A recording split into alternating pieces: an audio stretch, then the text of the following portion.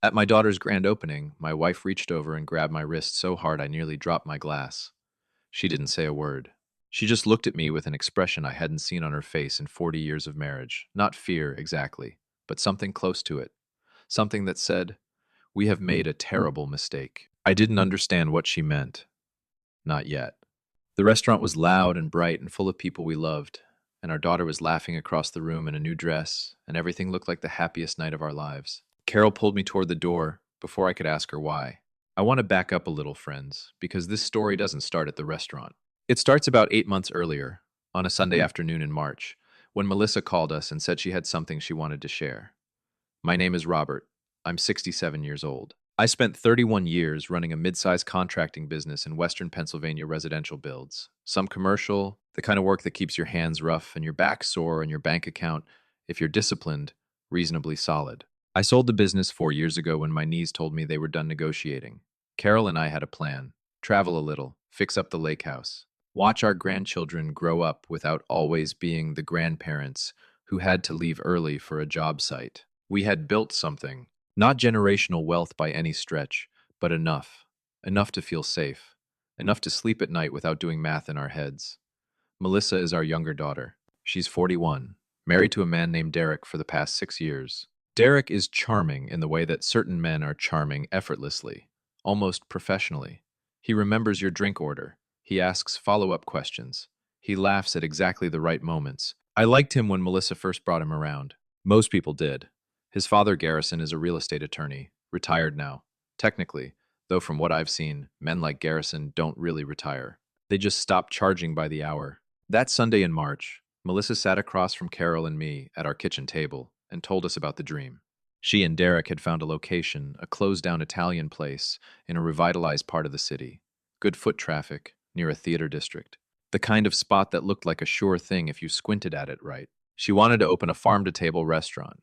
She'd been in food service management for 15 years. She knew the industry. She had a chef lined up. She had a concept. She had a business plan printed in spiral bound, which she slid across the table to us like a term paper. "We just need a little help getting started," she said. "Derek's dad is helping us structure everything legally. We just need co-signers on the initial loan to get the build-out funded." Carol asked how much. Melissa said $180,000. I remember Carol setting down her coffee cup very carefully, the way she does when she's deciding how to respond rather than just responding. I'll be honest with you, friends. My first instinct was to say no. $180,000 is not a small number when you are 67 years old and not earning anymore. That's not seed money. That's a significant slice of the life we had built carefully and deliberately over 3 decades. But Melissa had the plan. She had the numbers. She had projections. She had Derek sitting next to her, nodding at every page with the confidence of a man whose father had reviewed every line.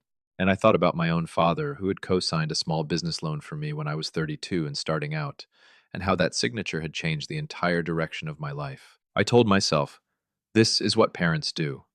We signed. The papers came to us through Garrison's office, a thick envelope with a cover letter on his old firm's letterhead, even though he was retired. The documents were dense, as legal documents tend to be. There were several places where Carol and I initialed and signed. Garrison had walked me through the key points over the phone beforehand. Co-signers on the primary loan. Standard personal guarantee language. Nothing unusual for a business loan of this size, he said. I trusted him. He was family. He was an attorney.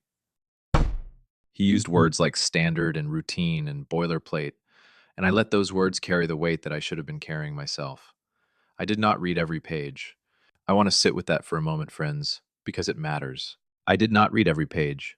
I am a man who spent 31 years reading contracts, reviewing bids, catching the line items that could sink a project if you missed them. I knew better. I had told my own employees, more times than I could count, read everything before you put your name on it.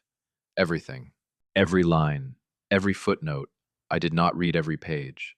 I told myself I was being trusting, that it was a different thing when it was family, that Garrison wouldn't steer us wrong. That the phone walkthrough was enough. It wasn't. The months between March and November passed the way months do when you're not paying close attention. The build-out took longer than expected. It always does. There were permit delays and a contractor issue, and then a problem with the kitchen ventilation that set them back 6 weeks. Melissa kept us updated in broad strokes. Things were on track. Things were moving. Derek's father was handling all the paperwork on the business side. Carol asked questions, sometimes specific questions, the kind she asks when she's tracking something, and Melissa would answer them warmly but not with a lot of detail. Derek would change the subject with that easy charm of his, asking about the lake house or our older granddaughter's soccer season. I let it happen. I told myself I didn't need to be involved in every detail. We visited the space once, in September, when the build out was mostly done. It looked beautiful. Exposed brick, warm lighting, a long reclaimed wood bar along one wall. Melissa walked us through it with her hands moving the way they do when she's excited, pointing out the kitchen layout, the wine storage, the small private dining room in the back. I felt proud. The way you feel when something you helped make possible is taking shape in front of you. On the way home, Carol was quiet for a long stretch of the drive. I asked her what she was thinking. She said, I keep wondering whose name is on the lease. I told her, Melissa and Derek's. Obviously. She said, I hope so. I didn't press her. I should have. The grand opening was on a Friday night in November. They'd done it right, proper invitations. A guest list that included some local press and a few food bloggers, a tasting menu, a live jazz trio in the corner. Melissa had worked herself half to the bone getting ready for it. When Carol and I walked in, she grabbed both of us at once and held on for a second longer than usual, the way she used to when she was small and had gotten through something hard. Thank you, she said, for everything. The place was genuinely stunning, full of warmth and good smells and the low, pleased murmur of a room that is enjoying itself. I shook hands with people I didn't know and accepted a glass of wine from a server who moved through the crowd like he'd been doing this for years. Derek was in the center of it all, working the room, making everyone feel like they were the most important person there. Garrison was there too, near the bar, with a woman I didn't recognize younger than him, dressed well, the kind of person who looks comfortable in every room. He raised his glass to me from across the space and smiled. About an hour into the evening, I stepped away from a conversation and wandered toward the back of the restaurant, toward the private dining room I'd seen in September. The door was partially open. A few coats had been draped across the chairs in there, and on the side table near the door, someone had set down a manila folder.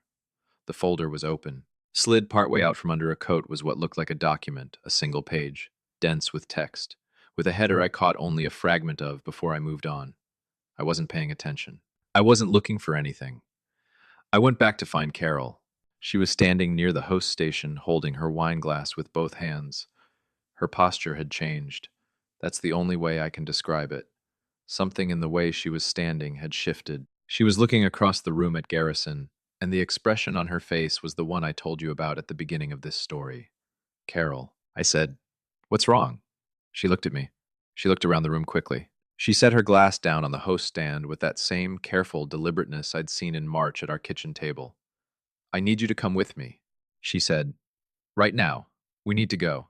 I said we couldn't just leave. The party was still going. Melissa was across the room. Carol looked at me and said, in a voice that was completely level and completely serious, Robert, we need to go. I followed her. We didn't say goodbye to anyone. We got our coats from the private dining room, and I noticed Carol's eyes move to the folder on the side table as she reached for hers, quickly, the way you look at something you've already memorized, and we walked out into the November air. In the car, she didn't speak for the first 2 minutes. I knew better than to rush her. Carol thinks in complete sentences. She doesn't give you fragments. Finally, she said, in that back room, before you came to find me, I saw a document on the table. I told her I'd seen a folder but hadn't looked at it. She said, I did. She reached into her coat pocket and set something on the center console between us. It was a single folded piece of paper. I looked at her. It fell partway out when I reached for my coat, she said. I picked it up to put it back. She paused. It was a deed of trust, Robert. On the restaurant building, I waited. It's in Garrison's name, she said. Not Melissa's, not Derek's. Garrison's. His is the only name on the property ownership. I heard what she said. It took me a moment to arrange the words into meaning. That's not, I started. There's more, she said. The loan we co-signed. I think we need to look at those documents again. The ones from March. Because I don't think we co-signed a business loan, Robert. I think we may have signed a personal guarantee on a debt that's secured against our names and our assets. And the property that debt is tied to is owned by Garrison. The jazz was still playing inside. I could hear it faintly through the restaurant windows as we sat in the parking lot. A standard I recognized but couldn't name. I sat there for a long time without saying anything. Carol reached over and took my hand. She didn't say it was going to be fine. She has never been the kind of woman who says things she doesn't know are true. We did not sleep that night. We pulled the documents from March out of the filing cabinet in my office, the full envelope, every page, and we sat at the kitchen table and read them, every line, every footnote, every defined term and every cross-reference and every clause that Garrison had walked me through on the phone with phrases like standard and routine. It took us until nearly 2 in the morning. Here is what we found. We had not co-signed a straightforward business loan. The loan itself was structured through a holding company, an LLC, that Garrison had formed. The restaurant was a subsidiary operation under that LLC. The personal guarantee we signed was not limited to the initial loan amount. There was a clause buried in the third document, referenced in a footnote on page 11, defined in language that required you to hold 3 relevant terms in your head simultaneously to understand what it meant that extended our personal liability to all obligations of the borrowing entity and any successor entity, which was a phrase that, under the structure Garrison had built, meant our guarantee covered not just the restaurant loan, but any debt the LLC carried. And the LLC, we discovered, had other obligations we had never been told about. The building ownership Garrison's name on the deed meant that any appreciation in the property's value flowed to him, not to Melissa and Derek. They were operators. He was the owner. Our guarantee was the financial foundation that made the whole structure possible. But we had no ownership stake and no disclosed knowledge of the arrangement. I sat back in my chair and looked at the ceiling. Carol said very quietly, "He used us." Then she said, "I think Melissa didn't know all of it." I asked her how she could possibly know that. She said, "Because of how she held us when we walked in tonight. If she had known everything really known, she couldn't have held us like that." I didn't answer. I wasn't ready to decide what I believed. I called our older daughter, Patricia, the next morning. Patricia is an accountant, not a lawyer, but she thinks like one, methodical, unsentimental, allergic to wishful thinking.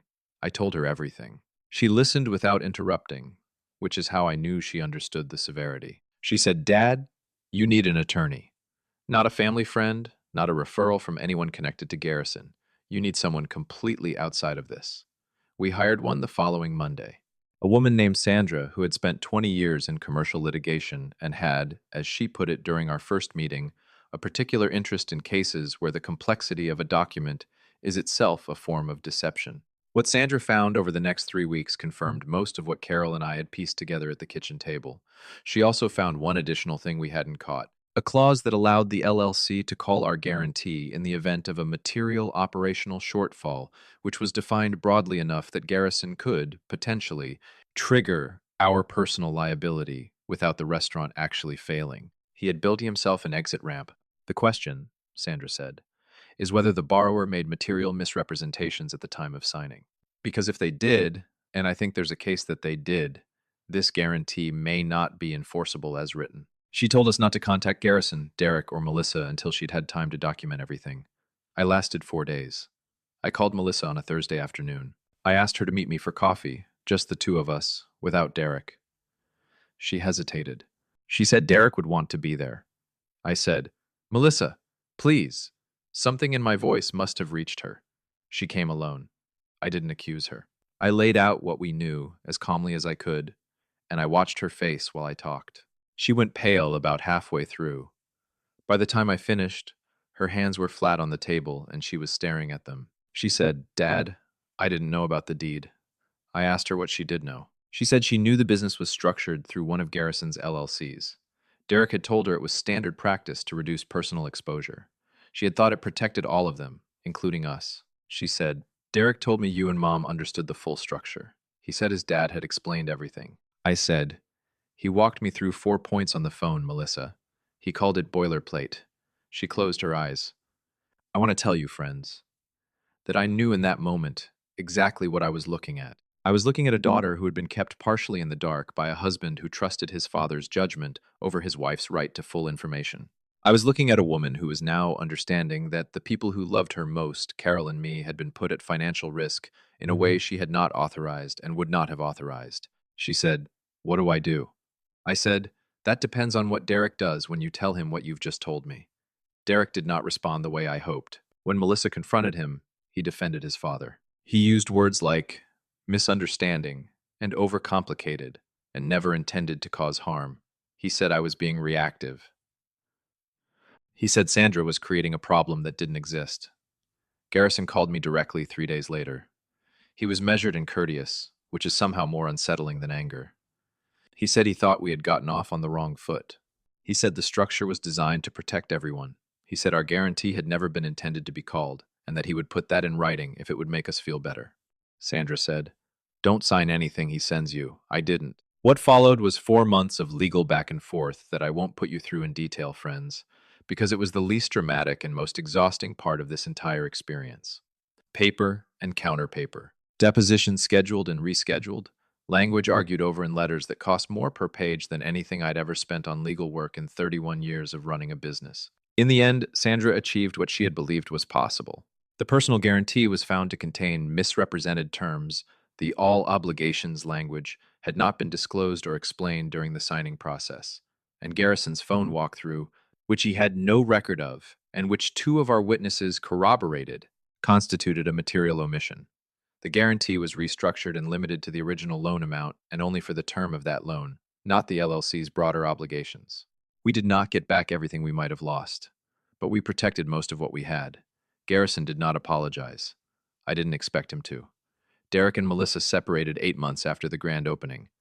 I won't tell you I'm glad about that, because I'm not exactly. Melissa is my daughter, and her pain is her pain, and watching your child go through the end of a marriage is its own kind of grief, regardless of the circumstances. What I will tell you is that Melissa called Carol one evening in the spring, after things had been legally resolved and the air between us had started to slowly clear. And she said something that I think about often. She said, "Mom, I knew something was wrong at the opening. I didn't know what, exactly. But when you and Dad left early, I knew. And I was relieved. Because I think part of me was hoping someone would look at what I'd been too close to see." Carol told her, "That's what mothers and fathers are for." Melissa said, "I should have looked harder myself." Carol said, "So should your father. That's my wife, friends. 42 years, and she still doesn't let me off clean, even when she's being gentle about it. The restaurant is still open. It's under different management now. Garrison sold his interest to a hospitality group after the legal process made the ownership structure public in a way he hadn't anticipated. Melissa has no involvement with it anymore. She's doing food service consulting now, building something on her own terms. I drove past it once, a few months ago, on the way to somewhere else. The lights were on. There were people inside, moving around in the warm glow of that reclaimed wood room that had been built partly on our faith, and partly on our negligence, and partly on someone else's greed. I didn't stop. Some things you can only learn by going through them. I know that. I know that reading every page of every document is not a lesson most people absorb until they have a reason to absorb it. I know that trust is not stupidity, that there is something right and human about extending it to the people you love. I know that Garrison was the one who constructed the deception, and that his culpability is not erased because I should have caught it. But I also know this. I had 31 years of professional experience that should have told me to sit down, slow down, and read everything before I signed. And I let the warmth of the moment, the pride of a father, the desire to be the kind of parent who says yes, override the discipline of a lifetime. That discipline exists for a reason. It protects you, not because the people around you are all Garrisons. Most of them aren't, but because documents don't care how much you love someone. They say what they say, and they mean what they mean, and they will be read back to you one day exactly as written. Read them first, friends. Read every page. Even when the person handing them to you is someone you would trust with your life. Maybe especially then. Carol and I went back to the lake house this past summer. We fixed the deck. Finally, I'd been putting it off for 2 years. We had our grandchildren up for 2 weeks in July. I watched my older granddaughter teach her younger cousin how to fish off the dock, neither of them having any real patience for it, both of them laughing too loud and scaring everything away. Carol sat beside me in the Adirondack chairs we've had for 20 years and handed me a cup of coffee without being asked, the way she has 10,000 times. I said, I'm sorry I didn't read it. She was quiet for a moment. Then she said, I know. I should have read it too. That's the other thing I want to leave with you, friends, and I mean it sincerely. When I tell this story, it would be easy to position Carol as the one who saw everything, and me as the one who missed it. And there's truth in that. She is sharper than I am in most rooms, and I have known it since the day I met her. But she signed those papers too. She trusted Garrison's phone walkthrough too. She let the warmth of that March afternoon cloud the same instincts that she has always trusted. We share this, the two of us, the mistake and the recovery, and the lesson and the cost of it. She still reaches over for my hand sometimes at dinner, at the lake, in the car on the way somewhere, not to comfort me or to be comforted, but just to say, still here, still in it together. That's 42 years talking. That's the thing that Garrison's structure, for all its careful construction, could not touch. You can lose money. You can spend months in legal fog. You can watch your daughter's marriage come apart from a distance and feel helpless about it in ways that keep you up at night. But if you still have someone who tells you the truth, even when the truth is hard, even in a parking lot outside a restaurant while jazz plays faintly through the windows, you have not lost everything. Not even close. Don't sign what you haven't read. Don't let charm replace due diligence. And if the person you love grabs your wrist in a crowded room and looks at you like something is very wrong, stop what you're doing and listen. They probably see something you don't. Carol usually does.